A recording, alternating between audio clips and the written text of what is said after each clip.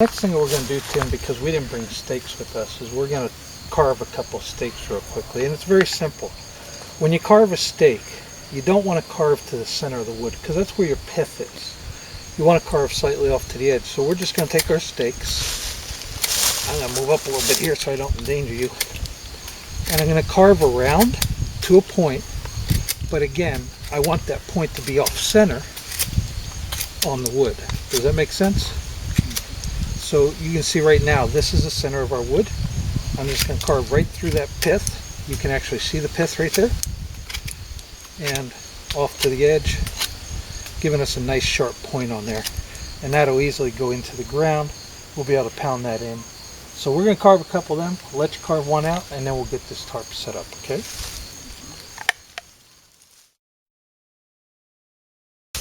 Alright, so I want to show you guys something. Tim did something really good here. You notice he didn't cut. A lot of people when they're cutting, thank you. A lot of people when they're cutting steaks will start from way back here and cut all this wood off. You don't really need to do that, folks. In fact, in Missouri, we have a lot of rocks in the ground. So you'd rather stay to where this is kind of blunt and where you have a lot of force. So he did a really good job. He got off center. You see that? Got a nice fine point on there and did a real fine job. So we're going to cut the other two of these up and we'll be right back with you. We got our 4 steaks. You can see it really doesn't matter a whole lot. These are tied down. But this one's a little smaller. It just happened to be what we saw. There was a good piece of wood and 3 bigger ones. So we're going to get the tarp set up now and we're going to get these staked down for you, okay? So what we've got here is a blanket.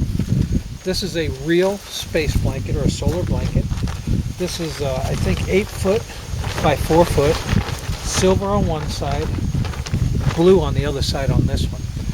What we're going to do, Tim, is we're going to set this silver on the inside because it's going down to 45, 50 degrees. Now it's going to be a little chilly. That will reflect our body heat back at us. Okay?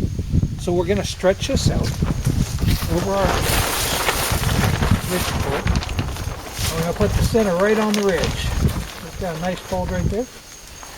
Then we're going to go ahead and take these cords and we're going to measure about where our shelter is going to be here, and we're going to put a stake out. Okay, so when we tie our stakes out, we don't want to tie them directly off or inside because it'll pull. What we want to do is tie them to a 45 degree away from the center. Okay, so we'll go ahead and put this one in right about here. I think that should be a good time. We'll go ahead and pound that in there.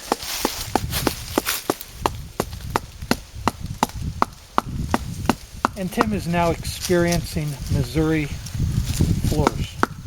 He's hit a rock. We're going to have to move that stake a little bit. We're going to get these 4 in and we'll be right back with you.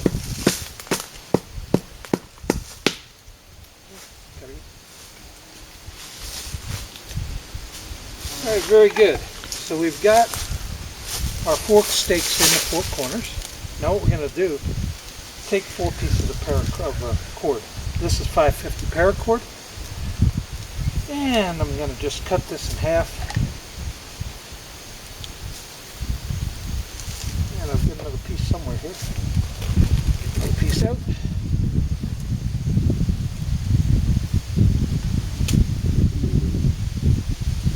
Hold that, and I'll get one more piece somewhere. Too many pockets, folks. Got to figure out where everything is. Here we go. Okay, so another piece of cord.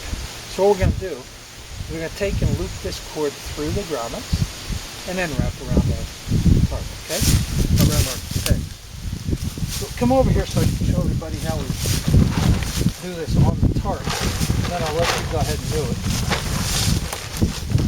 This tarp has a reinforced grommet on it. You can see the extra piece of raw material. So it's going to be pretty good for holding.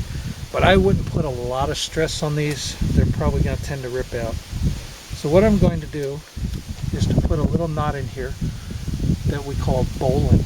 There's a couple ways you can do it. You can just throw an overhand knot in here and that would be just as fine, really fast, really quick, down and dirty.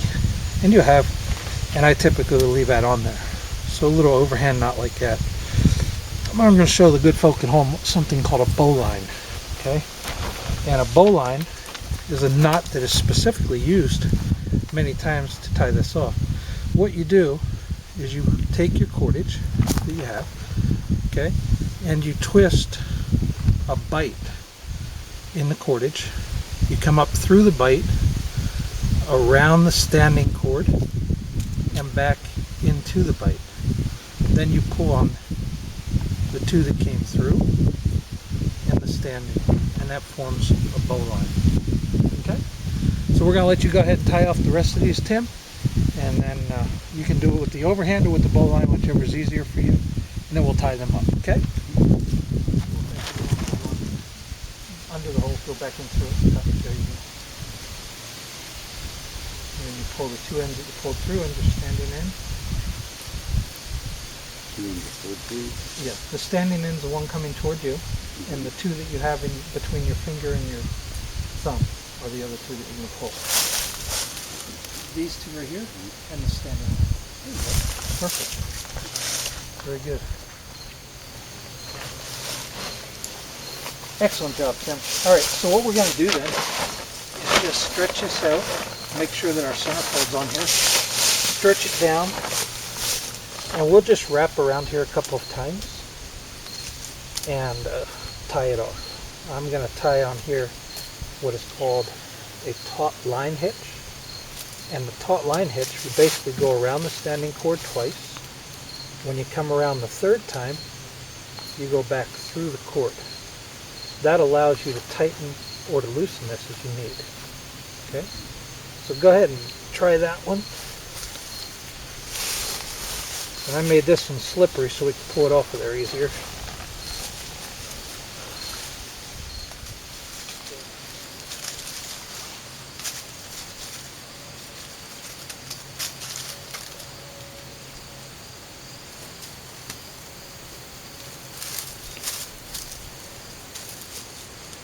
Very good. So we have all four of those on. Now what we can do, we can see that this is a little bit off center. So we'll loosen up the ones on the back end, okay, and we'll pull it toward us a little bit. So if you want to loosen that one, I'll go ahead and pull this one a little bit tighter. There we go. And you can tighten that back down then. So it just slides on there and tightens very nicely for you. Excellent. And then this one here, all I have to do is tighten that out, and we're good.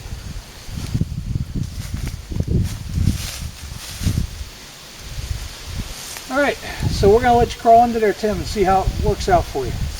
We'll get Tam down on the end with the camera, and we'll be right back.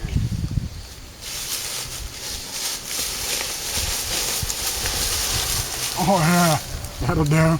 How's that? Oh yeah. Is that going to keep you? Yeah, that'll keep you warm. Now I got a question, Tim. Can you feel, does it feel warmer in there than it feels out here in the air? Oh yeah, yeah, already. Okay, because you don't have the wind, you've got that silver reflecting your body heat back down to you. Right.